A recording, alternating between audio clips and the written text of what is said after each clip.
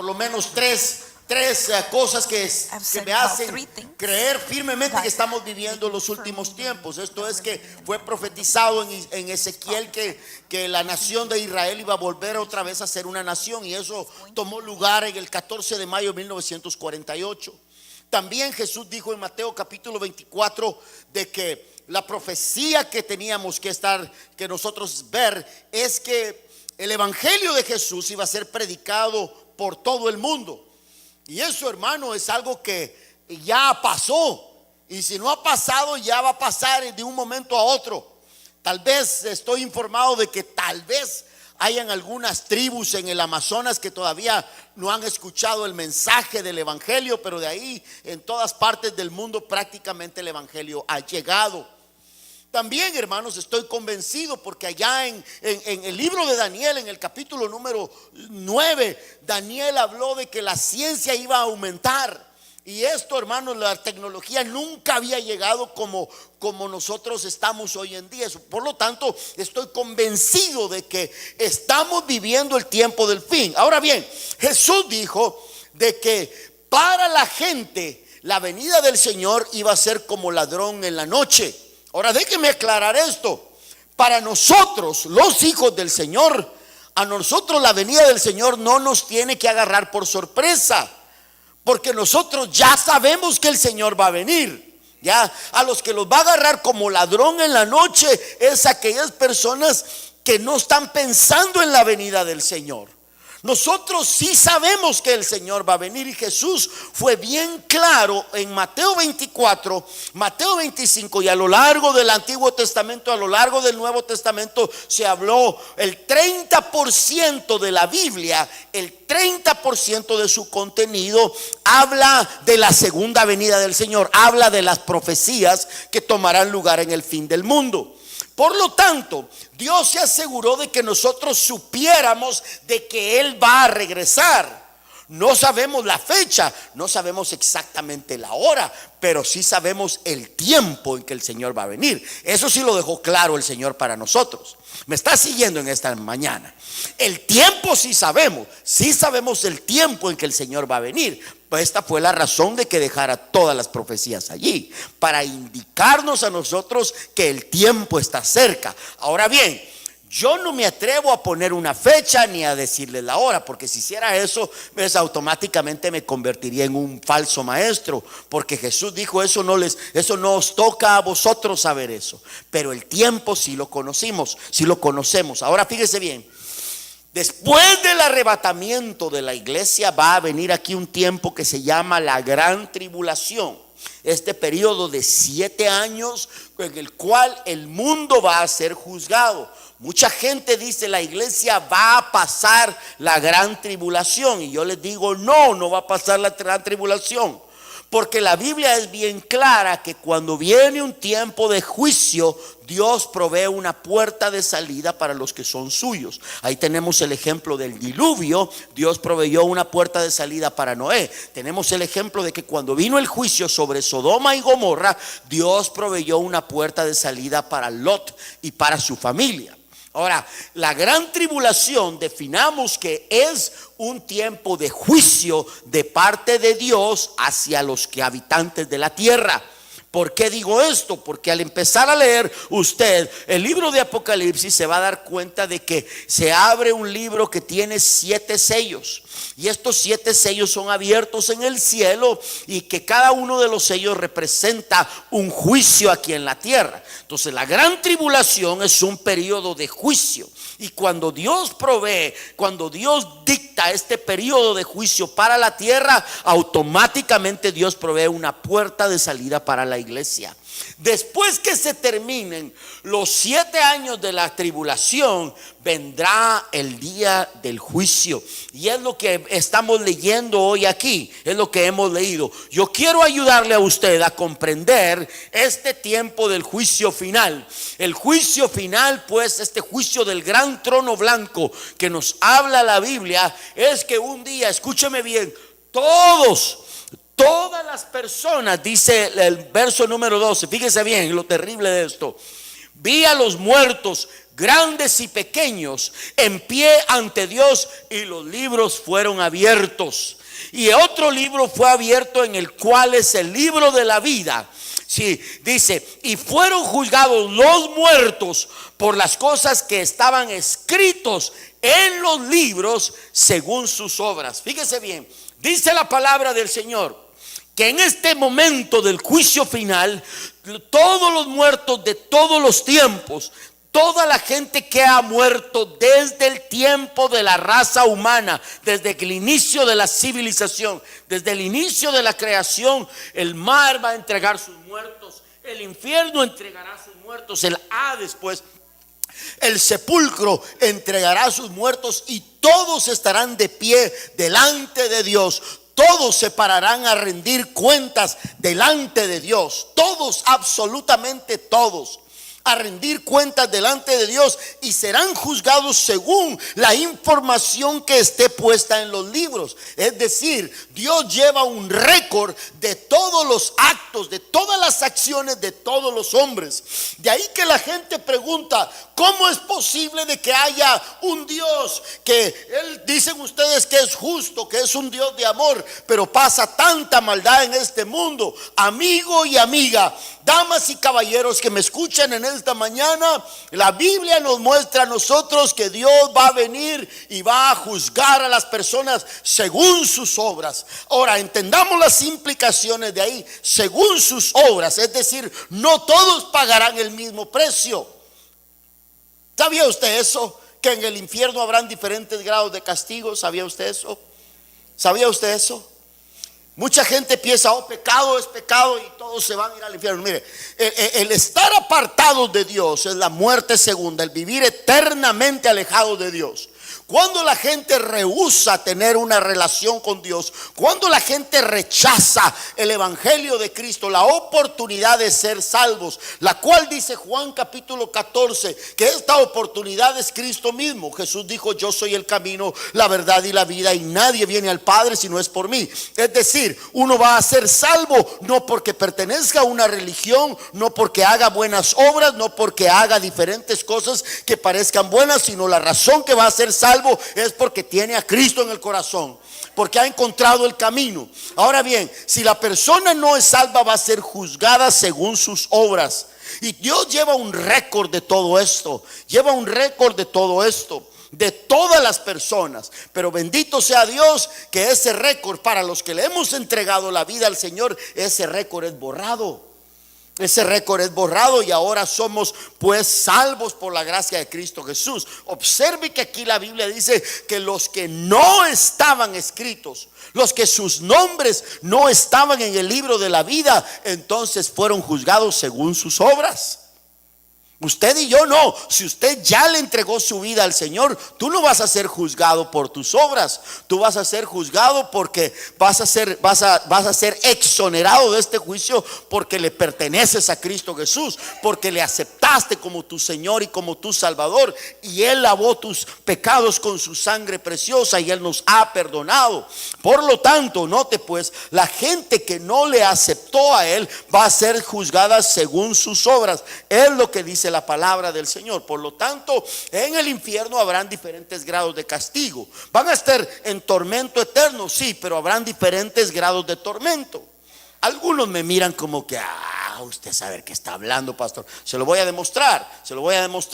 Dice la Biblia pues que en el verso número 12 que los libros muestran la evidencia, pues la omnisciencia de Dios. Ya muestran pues los récords y las memorias, todo lo que ha pasado con los hombres. Ya Jesús en una ocasión, cuando estaba hablando sobre esto, en Marcos capítulo 6 verso 11, Jesús dijo: más el castigo para los de Sodoma y para los de Gomorra será más que aquella ciudad. Porque el Señor Jesús dijo pues también en Mateo capítulo 11 verso 21, dijo el Señor: ay de ti Corazín, ay de ti Betsaida, porque si en Tiro y en Sidón se hubieran hubieran hecho ay de ti, si en Tiro y Sidón se hubieran hecho los milagros que se hicieron en ti, tú no serías juzgada de la misma manera. Lo que estaba diciendo el Señor Jesús, pues, de que estas ciudades iban a recibir mayor castigo, aunque Sodoma y Gomorra, porque en Sodoma y Gomorra no se hicieron los milagros que se hicieron en Corazín y en Betsaida. Por lo tanto, el castigo para Corazín y para Betsaida iba a ser mayor que el de Sodoma y Gomorra. ¿Me explico? Habrán diferentes grados de castigo, serán juzgados según sus obras. Más tolerable será el castigo, le dijo, para los de Sodoma y Gomorra que para aquella ciudad. Porque en Sodoma y Gomorra no se hicieron los milagros que se hicieron. En Sodoma y Gomorra no caminó el Cristo de la gloria. En Sodoma y Gomorra Jesús no caminó haciendo los grandes milagros, las grandes demostraciones de su poder y de su gloria. Ellos no vieron caminar al Hijo de Dios. Por lo tanto, el castigo de Corazín, el castigo de Tiro iba a ser peor que el de Sodoma y Gomorra. Ya, lo mismo, esto concuerda perfectamente a lo que dice Apocalipsis capítulo 20 verso 13, que la gente fue juzgada según sus obras, según sus obras. Bendito sea el nombre del Señor, que nosotros somos salvos de esto. Ahora vea pues, este será el juicio del trono blanco, donde la gente será juzgada, todas las personas de todos los tiempos. Dice la Biblia ahí, el mar entregó sus muertos y el Hades entregó sus muertos. ¿Sabe qué otra cosa encuentro yo ahí? Que ahí no hay lugar para purgatorio. No dice ahí la Biblia, el purgatorio entregó los muertos. No hay lugar en ninguna parte de la Biblia que se diga del purgatorio.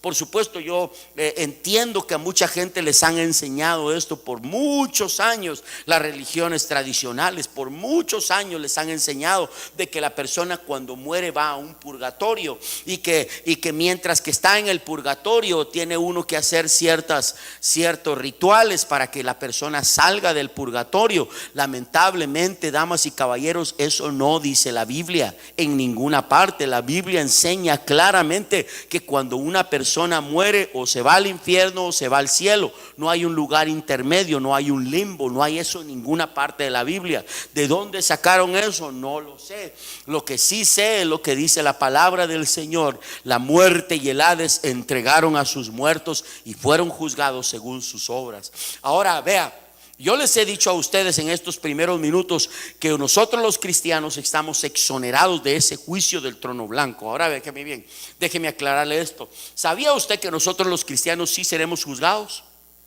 ¿Sabía usted eso? Que los cristianos sí seremos juzgados. Seremos juzgados, pero de otra forma. Se lo voy a explicar. La Biblia enseña que todos los cristianos seremos juzgados. El apóstol San Pablo le está escribiendo a la iglesia de Corinto, es decir, a la congregación de los corintios. Él les escribe esto porque la congregación de Corinto era una congregación muy bonita, así como esta, de gente muy bonita, así como ustedes. Todos jovencitos, todos bien bonitos, todos bien peinaditos, todos. Ya, así era la gente de Corinto, muy bonitos, gente muy agradable, que cae bien, que se llevan bien, que se tratan bien el uno al otro, que se aman los unos a los otros. Así era la congregación de Corintios. Y el apóstol Pablo les escribe, pues, porque ellos tenían ciertas dudas, y les dice Pablo de esta manera, 2 Corintios capítulo 5 verso 10: porque es necesario que todos nosotros, fíjense bien, todos nosotros, ¿quién se está incluyendo ahí? Nada más y nada menos que el apóstol Pablo, nada más y nada menos que el hombre que escribió más de la mitad del Nuevo Testamento, se incluye ahí. Y dice, porque es necesario que todos nosotros comparezcamos ante el tribunal de Cristo, para que cada uno reciba según lo que haya hecho mientras estaba en el cuerpo, sea bueno o sea malo. Es decir, nosotros los cristianos, Pablo dice, es necesario que nosotros comparezcamos. Eso es un término legal, ese es un término jurídico, ese término comparecer, es decir, es un término legal que quiere decir va a rendir cuentas, va a rendir una explicación, va a tener que explicarse, va a tener que dar cuentas de todo lo que hayamos hecho mientras estábamos en el cuerpo. Mientras estábamos en el cuerpo, es lo que dice el apóstol Pablo. Es decir, tú y yo, a pesar que hemos sido lavados con la sangre del Cordero, nosotros somos salvos. Tú y yo somos salvos. Ya, si tú has aceptado al Señor Jesús genuinamente, y voy a hablar de eso un poquito más adelante. Genuinamente tú y yo no vamos a estar en el juicio del trono blanco, que es un juicio para condenación. Ese es un juicio para condenación, donde dice ahí que la gente va a ser juzgada según sus obras y fueron lanzados al lago de fuego. Ya, ahora nosotros no vamos a estar allí. El juicio de nosotros es un juicio que se llama el juicio de galardón, el juicio de las recompensas, donde ya somos salvos, vamos al cielo, pero en el cielo nuestra vida en la eternidad, nuestra riqueza en la eternidad será determinada por lo que hayamos hecho aquí en la tierra. O sea que podemos estar en el cielo, pero unos tendrán mayor galardón que otros. Ahora bien, no se me vaya a confundir aquí. En el cielo no habrá envidia, en el cielo no habrá celos, en el cielo no va a haber ninguna de esas cosas. Pero Dios sí va a recompensar de una manera, hermanos, grande a las personas que hayan vivido para Él, a las personas que hayan trabajado para Él, las personas que hayan decidido servirles. Lo que tú y yo hagamos aquí en la tierra, mientras estamos aquí en el cuerpo, que hagamos para el Señor, la Biblia dice que hasta un vaso con agua que le demos a alguien, el Señor está tomando nota de eso y va a recibir una tremenda recompensa por todo lo que hagas en el nombre del Señor, que lo hagas de corazón para el Señor. Ya en otro tiempo, pues en otro verso, el Señor Jesús es bien claro con esto, al decir pues que este no es un juicio para condenar, sino que este es un juicio para galardonar. Ya en Apocalipsis capítulo 22 verso 12, Jesús dijo así: he aquí yo vengo pronto y mi galardón conmigo para recompensar a cada uno según sea su obra. O sea que tus obras determinan la recompensa que vas a recibir, no determinan la salvación. Uno no va al cielo por obras. La salvación es por gracia, no se me vaya a confundir. La salvación es por gracia. Gracia quiere decir un favor inmerecido que recibimos de Dios, un regalo. Eso es gracia, que recibimos este regalo que aunque no lo merezcamos, el Dios nos da de su salvación. Mas Dios muestra su amor para con los pecadores, para los hombres que aún siendo pecadores, Cristo murió por nosotros. Es decir, el Señor nos da este regalo de la salvación. Tenemos la vida eterna, pero el galardón es determinado según las obras. Vea, la palabra que el apóstol Pablo emplea en 2 Corintios 5:10, porque es necesario que todos nosotros comparezcamos ante el tribunal de Cristo, es una palabra que se llama bima. La Biblia el Nuevo Testamento fue escrito en griego. Este juicio bima es un juicio que se establecía, es una plataforma que se ponía afuera de las ciudades, estas ciudades que tenían influencia griega, se ponía esta plataforma donde se hacían los Juegos Olímpicos, donde se hacían las competencias deportivas, y ahí se ponía esta plataforma, este tribunal bima, donde se galardonaba a los atletas según su participación en la competencia. Es decir, no se les condenaba, no se les decía nada malo, sino que recibían un galardón según la calidad con que habían participado en la competencia. Esa es la palabra que el apóstol Pablo usa en 2 Corintios 5:10, porque es necesario que todos nosotros comparezcamos ante el tribunal de Cristo, el tribunal bima, para que cada uno reciba lo que haya hecho mientras estaba en el cuerpo, sea bueno o sea malo. La palabra, pues, insisto, nos muestra a nosotros que Dios te va a galardonar a ti por cada cosa que hagas. Ahora mire, yo quiero hablar en este momento a los de la iglesia. Ya yo predico aquí, yo canto aquí, pero aquí en la iglesia somos un equipo.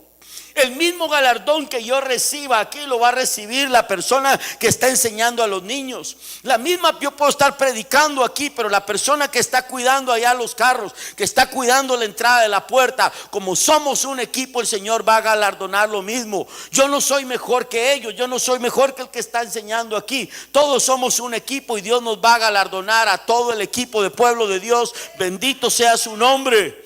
Bendito sea su nombre. Gracias a Dios por las personas que trabajan, que se comprometen, que están dispuestas a servir al Señor en las diferentes áreas de la iglesia. Yo quiero decirles hoy por medio de la palabra de que Dios tiene recompensa para ti. Dios tiene una recompensa para ti por todo lo que haces, por todo lo que sirves, por todo el tiempo, todos los sacrificios que haces. Todo lo que haces para el Señor te lo va a recompensar, y te lo va a recompensar abundantemente, porque Dios dice: he aquí yo vengo pronto y mi galardón conmigo para recompensar a cada uno según sea su obra. Individualmente el Señor lleva el récord de lo que tú haces para el Señor. Por eso, hermano, no desmayes. Por eso, hermana, no desmayes de servir a Cristo Jesús, porque todo lo que tú haces el Señor lo está mirando.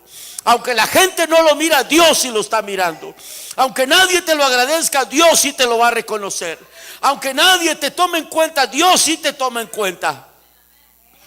Ten por seguro lo que la palabra del Señor enseña.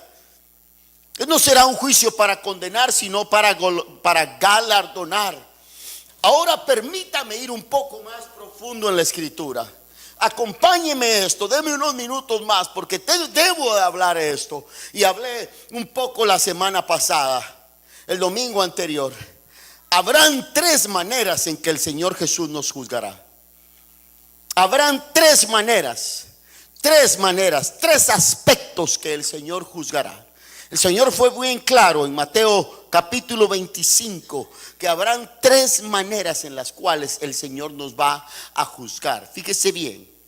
La primera es que Dios va a juzgar nuestra relación con Él. La segunda es que Dios va a juzgar nuestra mayordomía. Y la tercera es que Dios va a juzgar nuestro amor por el prójimo. Jesús fue bien claro en esto, lo cual, hermanos, yo quiero que hoy nos llevemos esto, tal vez sea lo más importante de todo el mensaje. El Señor va a juzgar nuestra relación con Él. La semana pasada dedicamos un buen tiempo para examinar la parábola de las 10 vírgenes. ¿Recuerda usted que las 10 vírgenes no entraron a la casa del esposo? ¿Por qué? Porque no tenían una relación con el esposo.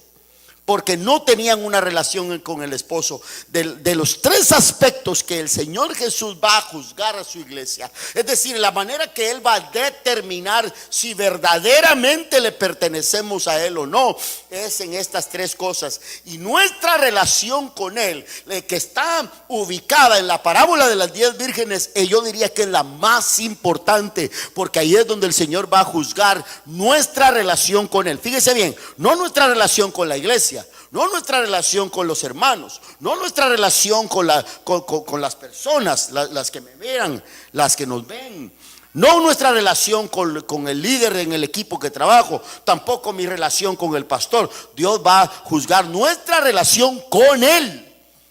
Porque cuando llegaron aquellas y le tocaron la puerta y le dijeron: Señor, ábrenos, el Señor Jesús le respondió estas palabras terribles y tristes: de cierto os digo que no os conozco. Ellas no tenían una relación con el esposo.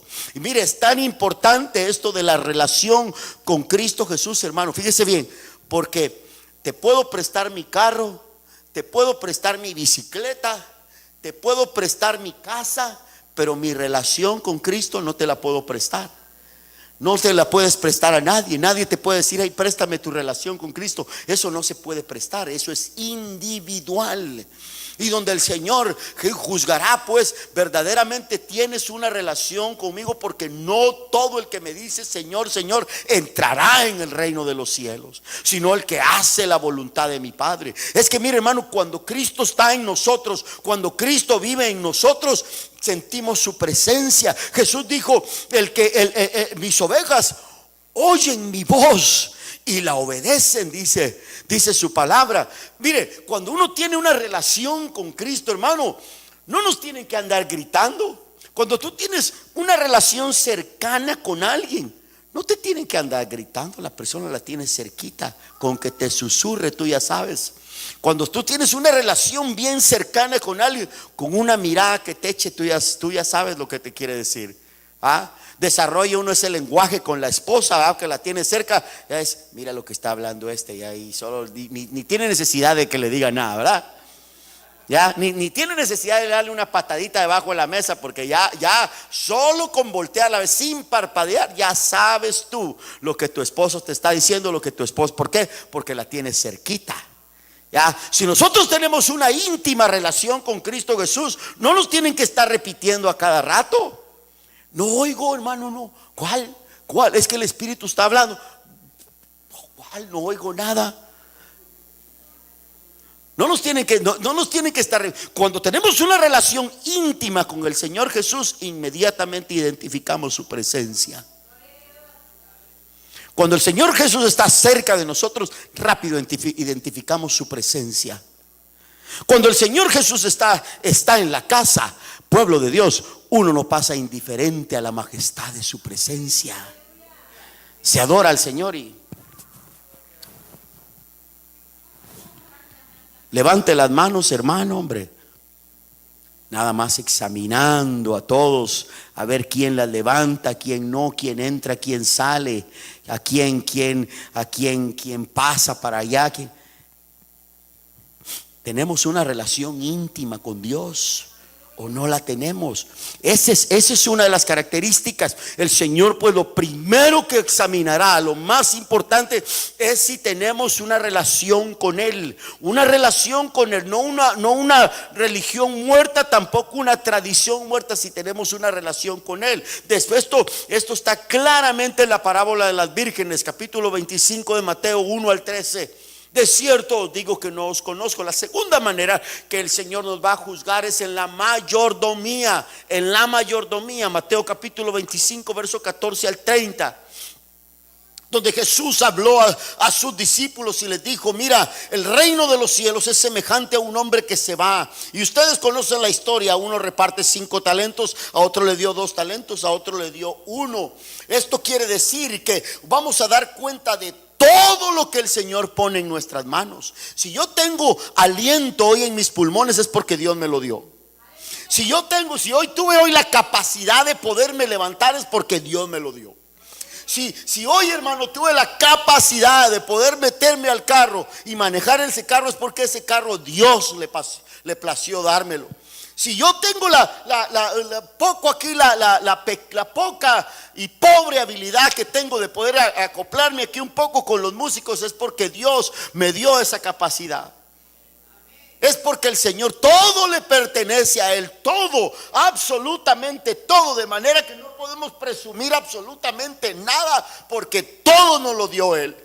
Y Él va a demandar de nosotros: ¿qué hiciste con lo que yo te di? Recuerde, hermano, el cuadro terrible cuando llega con aquel que le había dado 1. No le dio más porque dice la palabra que Dios le dio a cada uno según su capacidad.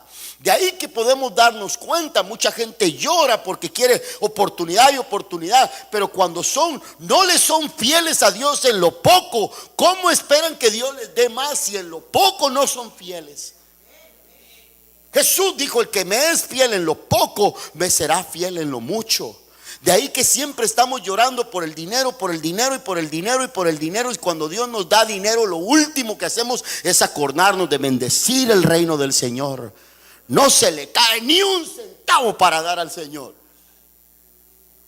Pero después estamos llorando: ¿por qué Dios por qué esto no me sale bien? ¿Por qué esto no sale bien? ¿Por qué esto no se destraba aquí? Jesús dijo: el que me es fiel en lo mucho, en lo poco, también será fiel en lo mucho. Dios va a juzgar lo que Él ponga en nuestra mano.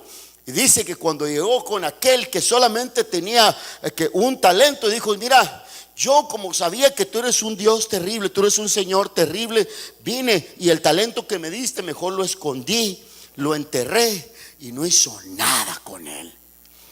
Y el Señor, dice la palabra que el Señor le respondió y le dijo: siervo inútil, por lo menos ese talento que equivale, cada talento equivale a unos $300,000 hoy en día. Es lo que equivale cada talento, unos $300,000 en este tiempo. Hice mi tarea, hice mi homework, y es lo que vale. Cuando a alguien le daban un talento, equivale a unos $300,000 en nuestro tiempo. Eso era una fuerte cantidad de dinero. Imagínense el que recibió 5, es bastante dinero. Y dice que cuando llegó con aquel, le dijo: Señor, yo lo escondí, siervo inútil, por lo menos lo hubieras metido al banco para que ganara un poco de intereses, pero ni eso hiciste. Si vea, Dios nos da en abundancia, Dios da, y lo que determina que recibas más es según lo que haces. Cuando Dios te da una cosa, y si tú eres fiel con eso, Dios te va a dar mucho más, y te va a dar más, y te va a dar más. Si somos fieles en el primer nivel, entonces Dios nos lleva al segundo nivel. Si somos fieles en el segundo nivel, entonces Dios nos llevará al tercer nivel. Pero si no somos fieles en el primero y queremos estar al cuarto o quinto nivel, hermano, es difícil. Es Dios el que abre la puerta, es Dios el que hace las cosas. Yo nunca tengo que estar llorando para que me den oportunidad, nunca. Mire, hermano, le soy honesto y no quiero presumir de esto, pero sí le puedo dar testimonio. Nunca le he dicho a nadie que me llame pastor. Nunca le he dicho a nadie: llámeme pastor, dime ahora pastor. Nunca le he dicho a nadie que me invite a predicar. Jamás se han dado tocando la puerta de nadie que me inviten a predicar. Nunca he llamado. Es Dios quien abre las puertas. Es el Señor quien abre las puertas. Es Dios quien lo abre. Dios es el que da el ministerio. Dios es el que da las cosas. No es uno porque brinque, porque se esfuerce, o porque hable, o porque diga. Es Dios es el que abre las puertas. Tenemos que preguntarnos cómo está nuestra relación con Él. Y yo le digo esto como testimonio, porque Dios sabe que es lo inadecuado que soy.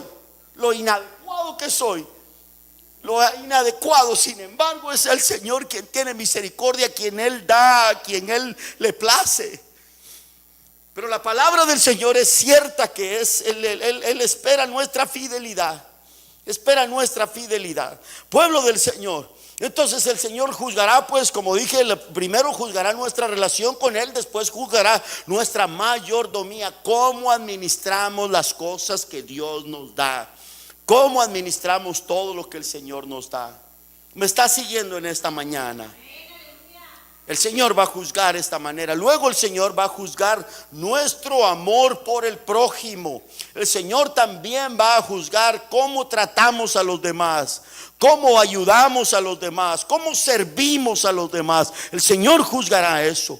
En una ocasión el Señor, la palabra del Señor nos muestra a nosotros cómo no podemos decir que amamos a Dios a quien no vemos, y decir que lo amamos y no amamos a nuestro hermano a quien sí vemos. La palabra del Señor tiene sentido. Dios espera que nosotros tengamos amor por los demás. Dios pues nos juzgará nuestro amor por el prójimo. Se lo voy a demostrar. Mateo 25, 31 al 46.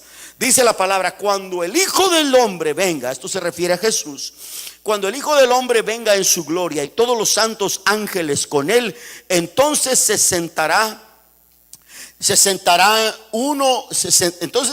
en su trono de gloria, y serán reunidas delante de Él todas las naciones, y apartará los unos de los otros, como aparta el pastor las ovejas de los cabritos, y pondrá las ovejas a su derecha y a los cabritos a su izquierda.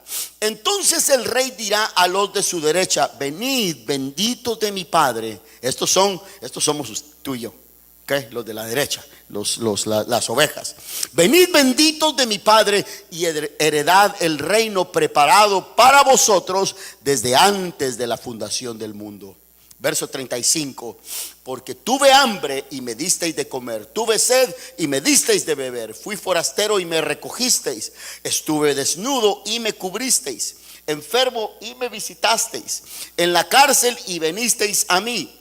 Entonces los justos, estos son los cristianos, entonces los justos responderán diciendo: Señor, ¿cuándo te vimos hambriento y te sustentamos, o sediento y te dimos de beber? Y el Señor les responde, y ellos siguen preguntando: ¿y cuándo te vimos forastero y te recogimos, o desnudo y te cubrimos? ¿O cuando te vimos enfermos o en la cárcel y venimos a ti?